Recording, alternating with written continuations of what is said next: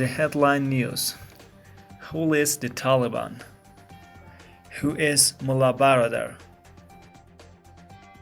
Putin: US withdrawal has caused humanitarian disaster. And the European Union will not recognize Taliban.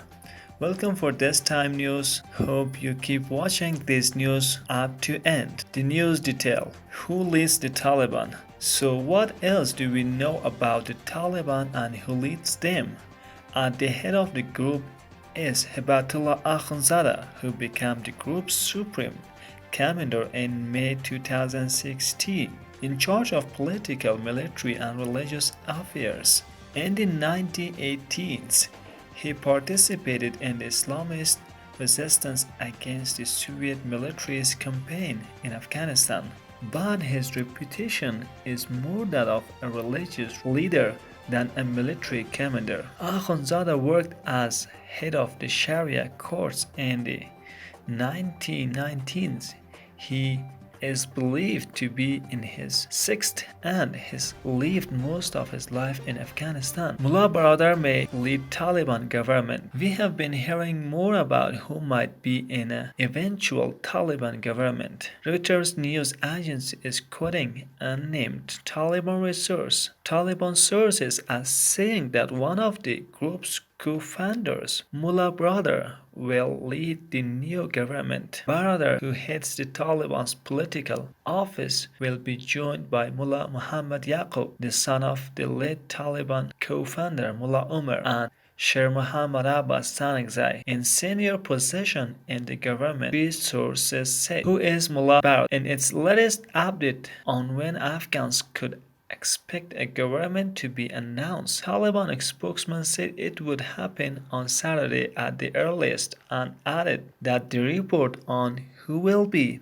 in the governments are baseless. The group may have been taken by surprise by the promptness of their victory, which would explain the hold-up. Afghan analyst Martin Van Belgrade says the Taliban were not only prepared for the sudden departure of President Ashraf Ghani on 15 August and for Kabul to fall into their hands so quickly. They have never prepared a detailed plan or government policy, she is quoted as saying by AFP, adding the movement has been divided on the way forward.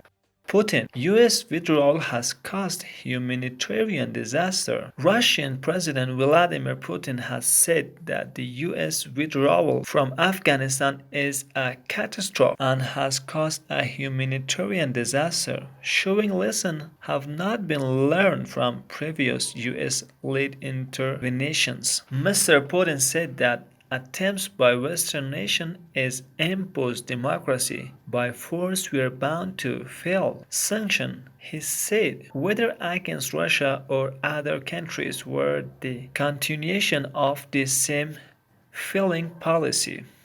Meanwhile, the Russian ambassador to Kabul has told the news agency RAI that Russia is in touch with potential members of the Taliban's new government, but he stressed that Moscow did not plan to supply the new regime with weapons. Earlier this week, President Putin called on the Taliban to enter the family of civilized nations.